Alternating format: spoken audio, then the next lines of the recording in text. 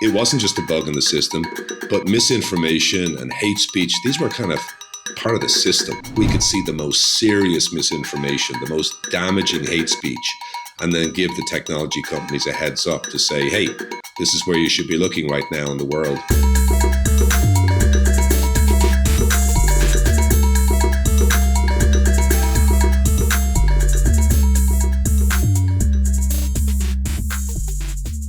Welcome to the 13th episode of the Media Jungle Video Podcast. I'm your host, Alex Regier, coming to you every week to break down the business behind the news industry, technology, and the creator economy.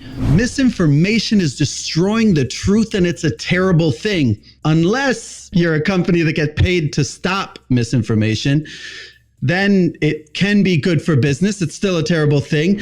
Mark Little is here, the founder of misinformation fighting platform Kinzen. He's also the founder of a little-known company named Storyful, sold to News Corp for $25 million about 10 years ago, not to be confused with another company called Story Hunter, my company. I'm really excited to talk to you again.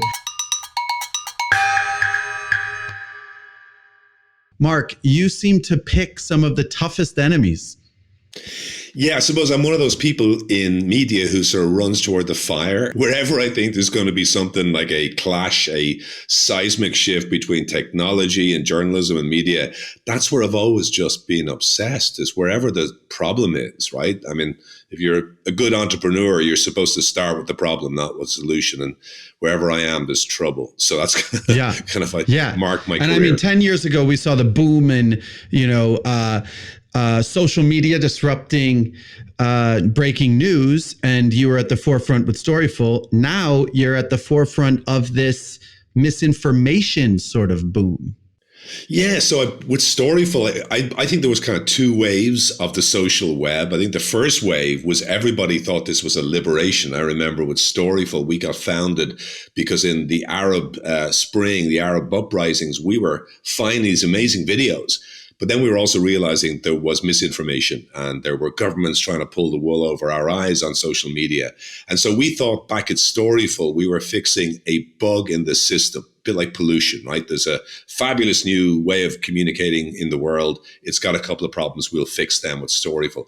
That wasn't the case. I went to work for Twitter, started to realize that it wasn't just a bug in the system, but misinformation and hate speech, these were kind of part of the system, right? They were being promoted by the algorithms. And that second problem is what I got obsessed with, was that this was far deeper than just a bit of a side effect. There was something really deep in the roots of the business model and the algorithms that run the internet these days. And we had to go and see if we could fix that. That was the small, tiny problem I set out with Kinzen to solve. So maybe you can help break down exactly how Kinzen works and what you do for people. I got obsessed with the impact of machine learning, right? So if you're sitting on Spotify, if you're, on Netflix, or you're writing your email, there's machine learning in the background recommending what happens next. So I got obsessed with all of that. And I realized as a journalist, if I could match good old-fashioned editorial analysis with these machine learning algorithms, we could do a way better job at finding the really terrible stuff that's on the internet. Because at the moment, you got these content moderators who are overwhelmed, making decisions every day on millions of pieces of content. So we wanted to bring in trained analysts matched with machine learning to give early warning of where we could see the most serious misinformation, the most damaging hate speech, and then give the technology companies a heads up to say, hey, this is where you should be looking right now in the world, because there's really bad stuff happening with real world harm. So your clients are the platforms, they're governments, they're NGOs. Who do you work with? Yeah, we generally don't work with governments, but we do work with, public health agencies, but primarily we work with big technology companies. These are people that have got a lot of audio or video on their platforms. We also work as well with the content moderators. Many of these big platforms outsource the content moderation to other workforces. And we've also worked with fact checkers, with a wide range of people. We're interested in brand safety, so hopefully helping advertisers make better decisions about whether to put their ads on the internet. But right now, it's the tech platforms that use us as a kind of a radar early warning system of where in the world they need to be worried about it. For example, we had just big elections in Philippines, and we were watching there because we saw the dominant candidate, the guy who won the election, was using a lot of misinformation and manipulation in the background to kind of drum up support online. So that's one of the things we're watching out for, is that kind of threat. So maybe you could take us in there. Like, what types of things are you looking for? How do you detect it? How does it all kind of work? Yeah, so we are in about 17 different languages right now. We've got these well-trained analysts in these different places around the world, essentially watching out for the trends that are coming from different platforms and that are coming from different networks as well, also in different languages. So we've got machine learning helping us translate and transcribe audio, video for us, spotting patterns, and then telling the machine or the human being, hey, keep an eye on this. So it's what we call human in the loop machine learning system, where the human being is playing a role in correcting and priming the pump of the machine learning all the time. And it just gets better and better. So what types of things can it come up with? And you can do this in any language? Yeah, so we're benefiting from major advances in machine learning. And I always think with media people, like, we think the biggest change over the last 10 years has been subscription and paywalls and creator economy. I would argue that for media and communications in general, it was the birth of what they call these big language models, where the big companies like Google, Microsoft, and Facebook have developed these massive natural language processing models. A good example would be what's called GPT-3. Now, this is powering things like translation, transcription, autocomplete, but they've now outsourced them. So a small, tiny company like ours in Ireland can actually use these open source models, a bit like the way that in the birth of home computing, 20, 30 years ago, we all got access to this massive computational power. So we're using that, and we sit on top and we build our new models on top of that. So it's all down to this rapid advance in the last couple of years that allows us to, with the human eye, exponentially scale the skill of a human editor. And that's what's so exciting about this. It's kind of old-fashioned editorial skill matched with, like, in some cases, like, just cutting edge technology. And then you notify the platform or the client that this looks like it's developing into something that might go viral, or into a conspiracy theory, or into something that might be damaging. Yeah, we're also helping them sort out between people just expressing a good opinion or a bad opinion, and they might have just dissent, like someone who might be against the conventional wisdom, versus someone who's actually trying to create real world harm. So, for example, someone might go on and say, I don't like this religion. But we want to make sure we distinguish that from someone who says, I'm going to go out and harm people of another religion. So we're helping these big platforms make very fine, calibrated decisions.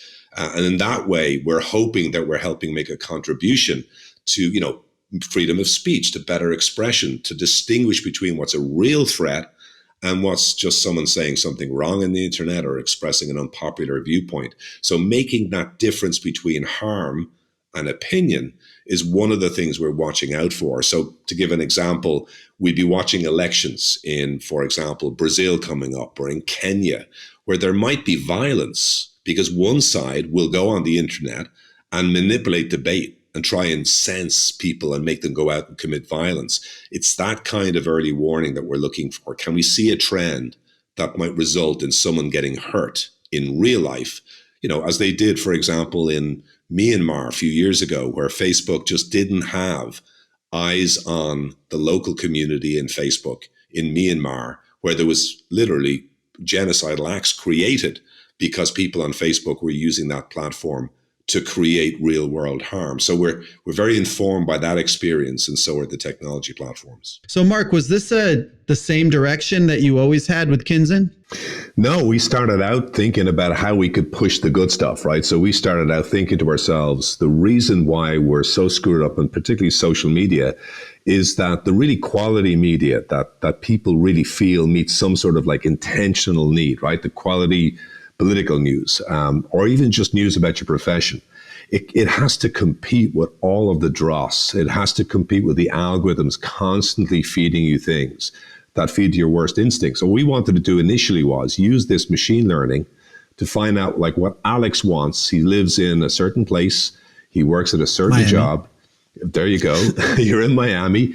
You want to know about the Dolphins. You want to know about your local community, but you also want to know about your media business. You want to all have control over your algorithm. And that's what we started doing. So it was a positive idea, like push the good stuff faster to Alex. But we got a phone call from a friend of mine who used to work at Twitter and said, hey, can you also use that machine learning to detect the bad stuff? And it turns out we can. So it's almost like a reverse recommender.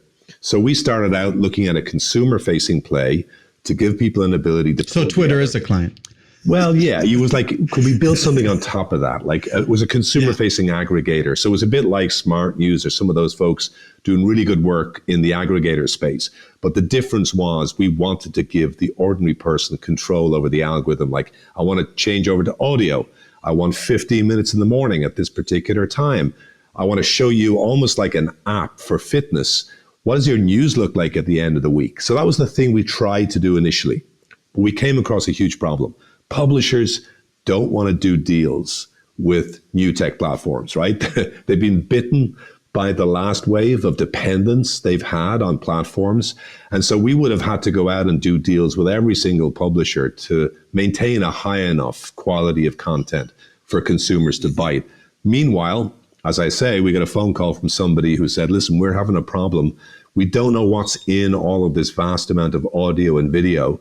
Can you use machine learning to detect the bad stuff? And that's exactly where we went then. We decided, you know what, we can actually do a much better job at providing a enterprise software play for the big tech companies to be better at detecting the really bad stuff and making sure they can make the right decisions. So then it's like a SaaS model where you charge a subscription? Yeah, so it's a pretty big enterprise software play. Like we're doing very big deals across multiple markets. And yeah, so it's got to the point now where it's very much like a big software play. And I think that is only increasing in size as we go forward, as people become more dependent in a good way on the services that we're providing. And more importantly, on the technology, because we've got to the point now where we're building stuff that is absolutely cutting edge. And we've been benefiting a lot from, I think, one of the biggest changes in the media space. And that's these new big learning models. We've all heard about GPT-3 and BERT. And what's happening here is a bit like the revolution of the home computer back, 30 years ago.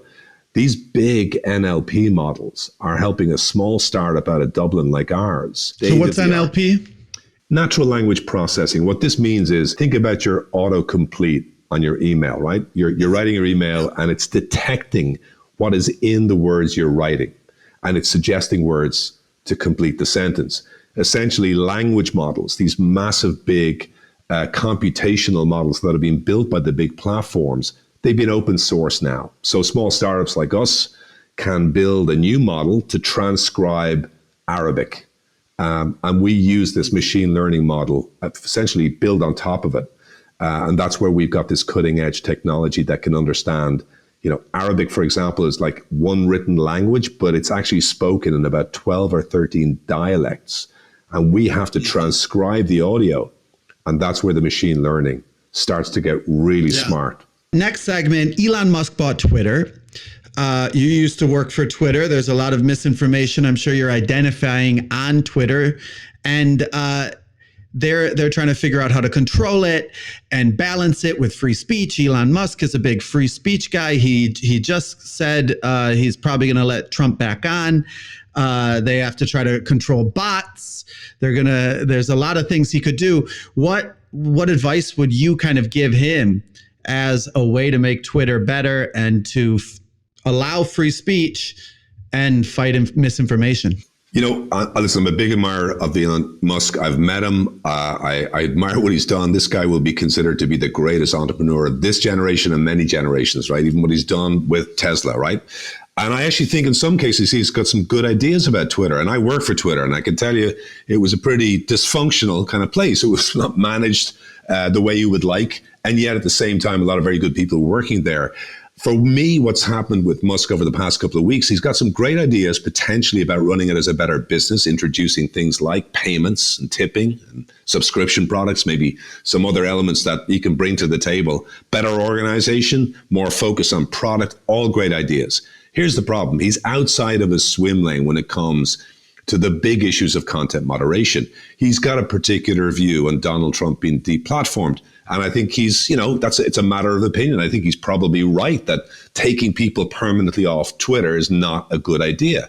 But when he starts to explain what he's going to do about content moderation, you suddenly see him losing his way. Like last night, for example, he came out and said deplatforming Trump was a really bad idea. Again, nothing wrong with that.